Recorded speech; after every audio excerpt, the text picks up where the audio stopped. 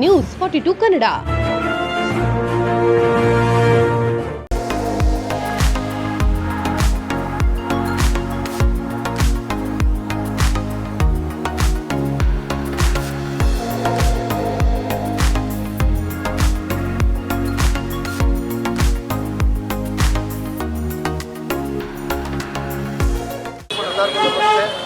ನಮ್ಮ ರಾಮನಗರದ ಸಾವಿರ ಹೋಟ್ಲು ಪ್ಯಾರೇಡ್ ಮಾಲೀಕರಾದ ನಾನು ನೂರಿ ಅವರು. ಈ ಉದ್ದೇಶ ಏನಂದರೆ 14 ವರ್ಷದಿಂದ ಈ ಹೋಟ್ಲು ನಡೆಸ್ತಾ ಇದ್ದೀನಿ ನಾನು. ಈಗ ನೀವು ಎಲ್ಲ ರೆಡಿ ಮಾಡಿ ಎಲ್ಲ ಹೋಟ್ಲು ನೀವು ಓಪನ್ ಮಾಡೋಣ ಅಂತ ಇದ್ದೆ. ಅದಕ್ಕೆ ನನ್ನ ಮನಸ್ಸಲ್ಲಿ ಬಂತು, ರೈತರು ಎಷ್ಟು ಮುಖ್ಯನೋ ಆರ್ಮಿಯವರು ಅವರೆಷ್ಟು ಮುಖ್ಯನೋ ಹಂಗೇ ಇವರು ನಮಗೆಲ್ಲರೂ ನಗರಸಭೆಯ ಪ್ರತಿನಿಧಿಯವರು ನಮಗೆ ಡಾಕ್ಟ್ರ್ ಇದ್ದಂಗೆ. ಇವರು ನಮಗೆ ಹೆಲ್ತ್ ಕಾಪಾಡ್ದಂಗೆ. ಅದಕ್ಕೆ ಸ್ವಚ್ಛತೆಯಾಗಿರಲಿ ಅಂತ ನಮ್ಮ ರಾಮನಗರ, ನಮ್ಮ ದೇಶ, ಇದು ನಮ್ಮ ದೇಶ ಎಲ್ಲ ಚೆನ್ನಾಗಿರಲಿ ಅಂತ ನಮ್ಮ ಕರ್ನಾಟಕದಲ್ಲಿ ಎಷ್ಟು ಕಸ ಎಲ್ಲ ಅದು ಇದು ಎಲ್ಲ ಗಲೀಜಾಯ್ತಾಯ್ತಲ್ಲ ಎಲ್ಲ ಸ್ವಚ್ಛತೆ ಆಗಲಿ ಅಂತ ಯಾಪ ಮನಸ್ಸಲ್ಲಿ ಬಂತು ನನಗೆ. ಅದಕ್ಕೆ ಇವರು ನಗರಸಭೆಯಿಂದ ನಮಗೆ ಮನಸ್ಸಿಂದ ಇವರಿಗೆ ನಾನು ಕರೆದು ನನ್ನ ಗ್ರ್ಯಾಂಡ್ ಓಪನ್ ಹೋಟ್ಲು ಮಾಡ್ತಾಯಿದ್ದೆ. ಇವೆಲ್ಲ ನಾನು ಕರೆದಿದ್ದೀನಿ. ಇಷ್ಟೇ ಉದ್ದೇಶ, ಇದರಲ್ಲಿ ಬೇರೆ ಉದ್ದೇಶ ಏನೂ ಇಲ್ಲ, ಇದರಲ್ಲಿ ಯಾವುದೂ ಇಲ್ಲ. ಅಂದರೆ ಇವ್ರಿಗೋಸ್ಕರ ನಾನು ಯಾಕೆ ನನ್ನ ಮನಸ್ಸಲ್ಲಿ ಬಂದುಬಿಡ್ತು ಇವ್ರಿಗೆ ಕರಿಬೇಕಂತ. ಅದಕ್ಕೆ ನಾನು ಇವ್ರಿಗೆ ಕರೆದಿದ್ದೀನಿ. ಇವ್ರು ನಮ್ಮ ಡಾಕ್ಟ್ರು, ನಮ್ಮ ಹೆಲ್ತ್ ಕಾಪಾಡೋದು. ನಮ್ಮ ಮಕ್ಕಳು ಭವಿಷ್ಯ ಎಲ್ಲ ಇವ್ರ ಕೈಯಲ್ಲೇ ಇರೋದು. ಮಕ್ಕಳು ಎಲ್ಲ ಹುಷಾರಿಲ್ಲ ಅಂದರೆ ಸುಮ್ಮನೆ ಹಾಸ್ಪಿಟ್ಲಿಗೆ ಹೋಗ್ತಾರೆ. ಅದಕ್ಕೆ ನಾನೇನು ಮಾಡಿದ್ದೀನಿ, ಇವ್ರಿಗೆಲ್ಲ ಕರೆದು ಒಂದು ಅನುಭವ ಬರ್ತದೆ.